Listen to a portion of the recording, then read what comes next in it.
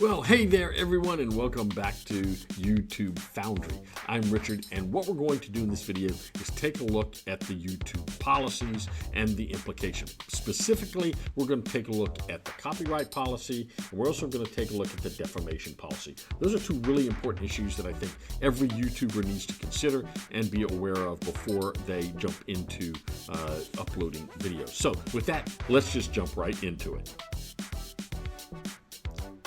Okay, if you remember the page that we were at earlier, support.google.com, we clicked on YouTube and we got to this page right here. This page where it talks about the YouTube community guidelines, and we already went through that. Now, if you look at this outline that's over to the right, you see this YouTube community guidelines, YouTube policies, reporting and enforcement, privacy and safety center, copyright and rights management. Now, the next thing we're going to look at, since we've already looked at the guidelines, is the policies. Now, sometimes policies and guidelines sort of seem like they're the same thing, right? So we might have something that says it's a guideline, something that says it's a policy, something that says it's a procedure. What's the difference? And in many cases, there isn't much of a difference. In this case, there's a slight difference, and I'll try to parse that out for you to make that a little easier for you to grasp and to understand as we're going through this. So let's just click on YouTube policies and see what we have.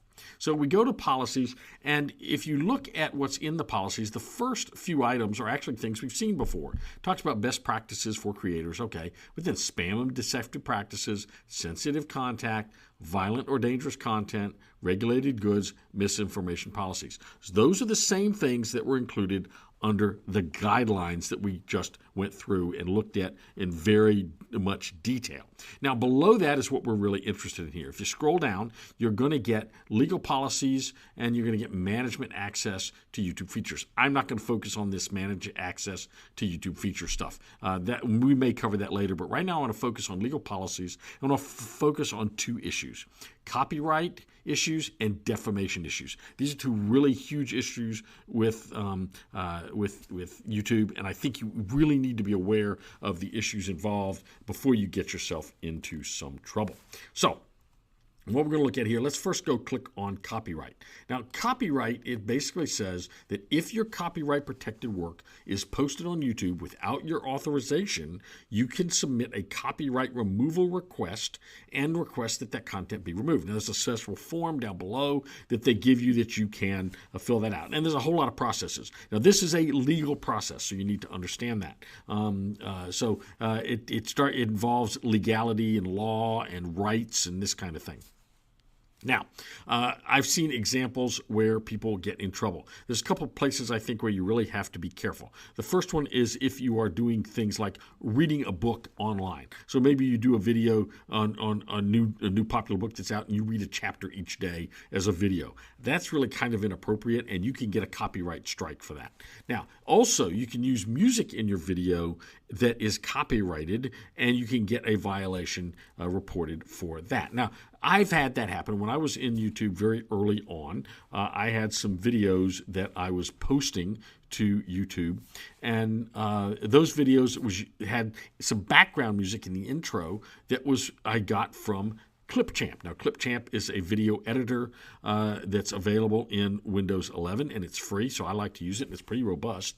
And it has this free music content that you can use. Well, yeah, you can use it for free on Clipchamp and for other purposes. But once I uploaded it to YouTube, the copyright kicked in. Much of the music that is available for you to use on Clipchamp actually has a copyright associated with it.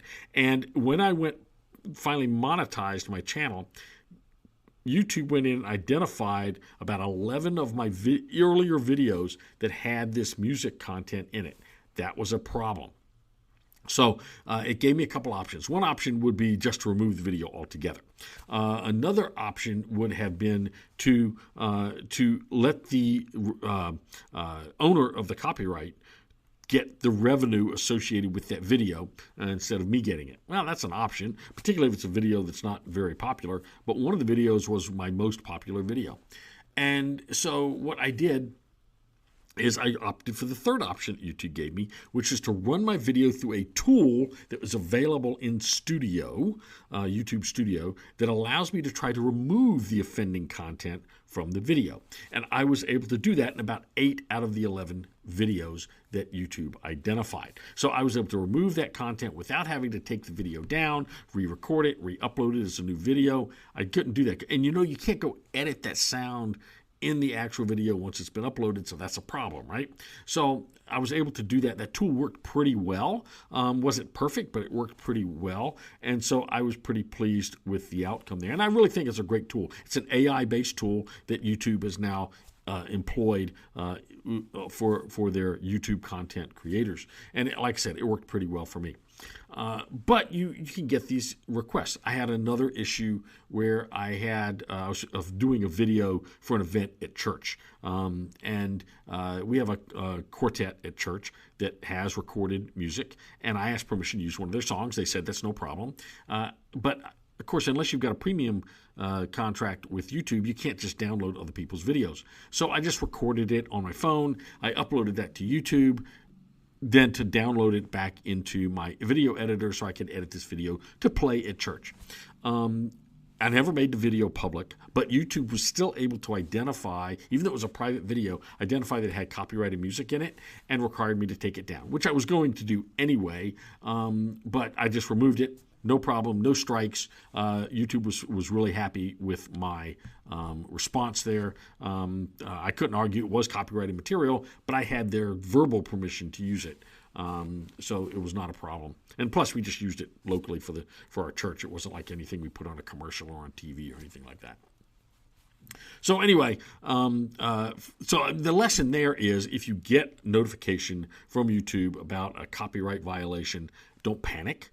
Just work the process, okay? There's a process there, and YouTube will tell you which video is the offending video, and YouTube will also tell you what you need to do next. So just follow the instructions, do what they tell you to do, and don't argue with it. Just do it, and you should be just fine when it comes to your videos. And like I said, I did not get a strike at all, which is wonderful because if you get strikes, you know that's a problem. But I did not get a strike for that. They just sent me a warning that I had to address, and I addressed it. I didn't even have to do the copyright course that they usually have people do. They did not make me do that. So that was a good outcome. But if you've got these, there's a whole process listed here for what you do if you have used a copyright or if somebody's used your music as copyright. And then there's actually a way you can refute it. And you can go back and say, no, that was my own music. It was original stuff. It says don't make false claims. But it's got all kinds of good information there. Now let's go back a little ways. Let's look at the next issue, and that is this issue of defamation.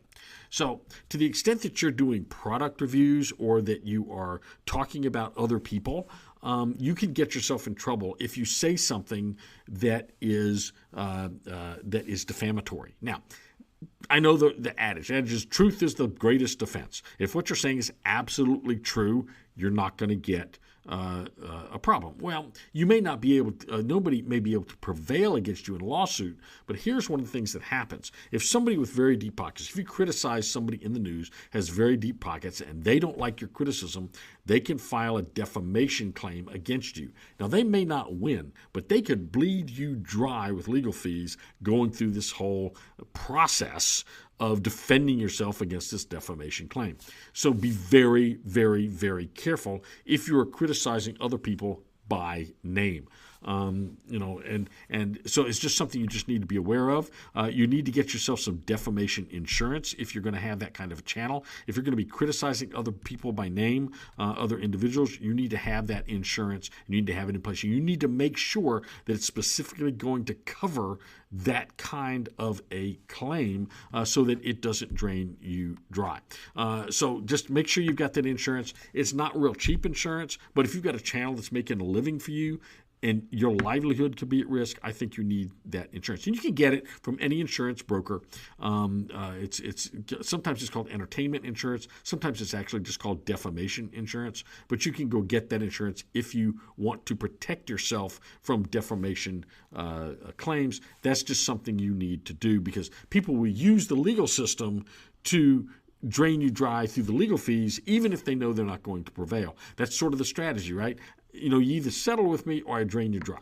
I bankrupt you. And some people, they don't care about settling. They just want to drain you dry and shut you down totally because they get so mad at you. So be very, very careful with what you say, and make sure that if you are doing a video where you're criticizing other people, or if you're doing product reviews and you're going to be really slamming the products or slamming the manufacturers, make sure that that you have adequate defamation insurance there to cover any lawsuits that might be filed against you.